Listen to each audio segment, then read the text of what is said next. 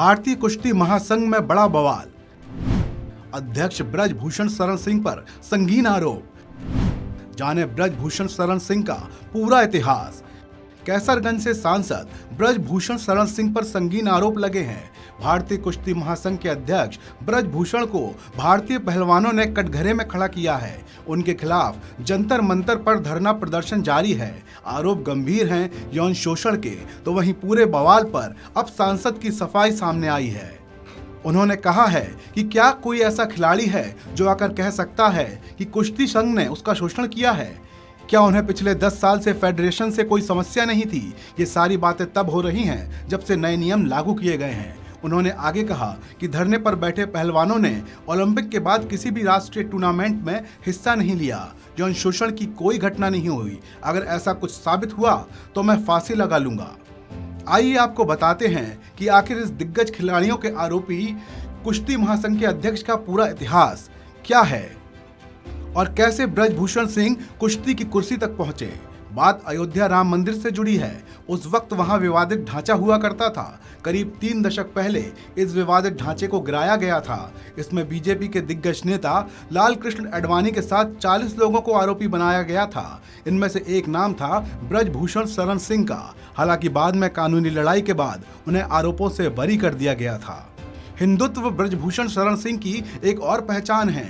उनकी छवि बड़े हिंदूवादी नेता के तौर पर है, जो गोंडा जिले के कैसरगंज सीट से सांसद भी हैं। सांसद का पूरा इतिहास विवादों से घिरा हुआ है। 1989 में छात्र राजनीति से अपने सियासी करियर की शुरुआत करने वाले ब्रजभूषण शरण सिंह पहलवानी के शौकीन रहे हैं। छात्रों के बीच लोकप्रिय रहे ब्रजभूषण छात्र संघ चुनाव में रिकॉर्ड वोटों से जीते थे।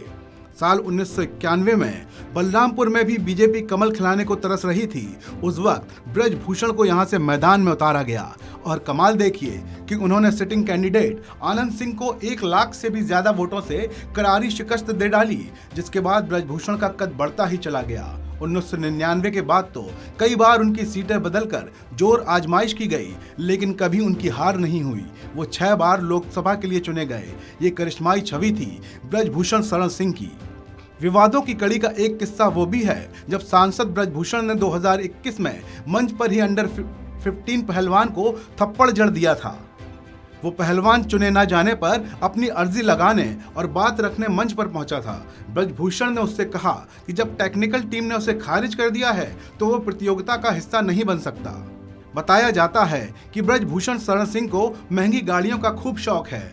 लखनऊ के लक्ष्मणपुर इलाके में उनका आलीशान बंगला भी है, जहां इनकी गाड़ियों के रखने के लिए जगह कम पड़ जाती है। इन पर हत्या, आगजनी और तोड़फोड़ करने के भी कई आरोप लग चुके हैं।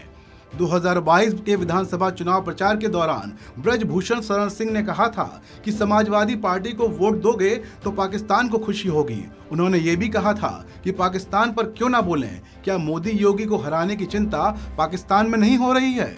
तब उन्होंने ये भी कहा था, ये हमारी पार्टी में ही संभव है कि हम कलाम को राष्ट्रपति बनाते हैं। कलाम बनकर रहोगे तो राष्ट्रपति बनाएंगे, कसाब बनकर आओगे तो काटेंगे।